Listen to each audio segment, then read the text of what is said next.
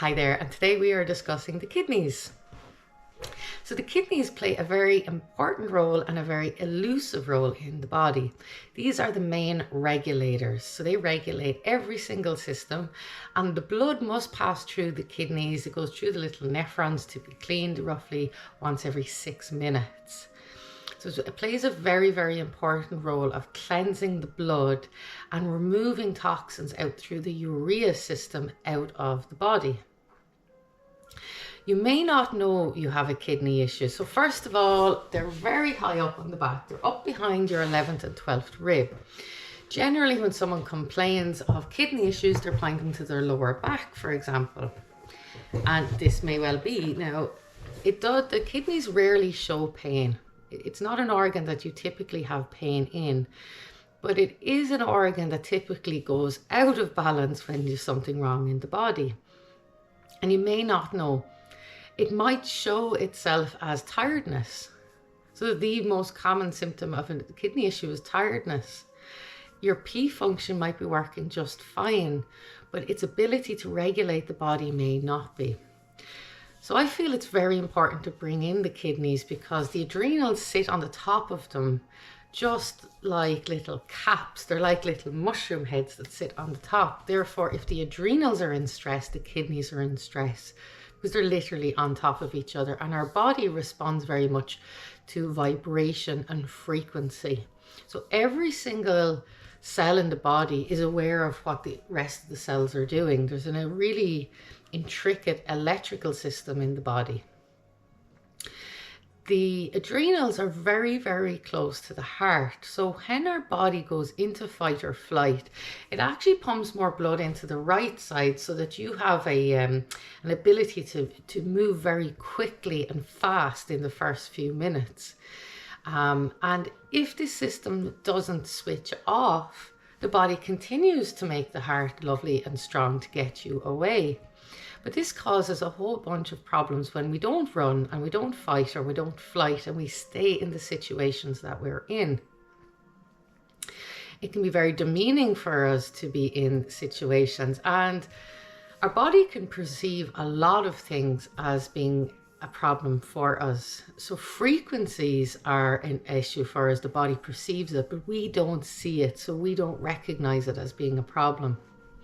For example, the kidneys require vitamin A and vitamin E to work properly. Now, they need quite a lot of other things, but they must have vitamin A and vitamin E.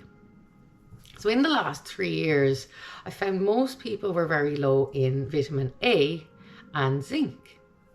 So if you have low in vitamin A and zinc, your eyesight won't be so good and you'll have difficulty driving at nighttime where the lights change and it's sort of going from dark to light, and this can be an issue for the eyesight. So if this is happening, you may be low in vitamin A and your kidneys may need some support.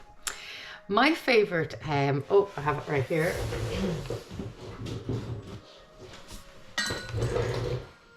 Okay, my favorite thing for this is called an infrared light.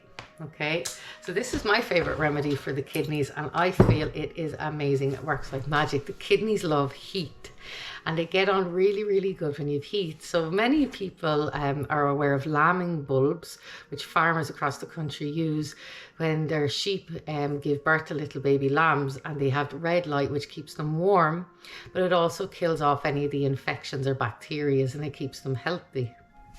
So these lambing bulbs are available in any electrical supply store for maybe 10 euros or something. And you can hang that and lay in underneath it, and it's fantastic for the kidneys. And certainly if you're feeling a lot of tiredness in the body, you could put this red bulb over you and you just feel so much better. And also if you feel cold, these are lovely warming bulbs, and it does get into the bones and penetrate through the tissues of the body, and it clears out any infections, and I think it's fantastic. And it's something I recommend to athletes all the time because you repair much quicker under infrared. So when we think of the kidneys, we may think of the urea system. It is where our body creates urine and then releases it out through the body. It goes from the kidneys down to the bladder and out of the body. The most common issues for the kidneys are fungal toxins, bacteria, And we can also get a lot of toxic metal buildup in the kidneys. So the inside of the kidneys, there's little nephrons, which are tubulars, and they're teensy tiny, they're so small. And if you, for example, have, we mentioned the mercury, or maybe there's a lead or cadmium, or there's something in the body, maybe it's titanium, and the little hole is quite small and the metal is quite big and abrasive, and therefore it's not going to go down through the nephrons, but it is going to be rolling around inside the kidneys causing problems. So in this instance, something like chlorella can be very valuable. If you feel you have toxic metals in the body, it is ideal that you carry on taking chlorella long term. I like chewable chlorella. I think it's easier to take. Some people are happy to take it in a powdered form. All absolutely fine. And the beauty of chlorella, or zeolite, is it grabs onto these toxic metals and pulls them back in through the large intestine system. What this means is it's taking the pressure off of the kidneys, but also the nephrons don't replace, whereas the large intestine replenishes every week. So even if they are abrasive and cause problems, any of the holes would be repaired in the large intestine, and they don't do that, unfortunately, in the kidneys.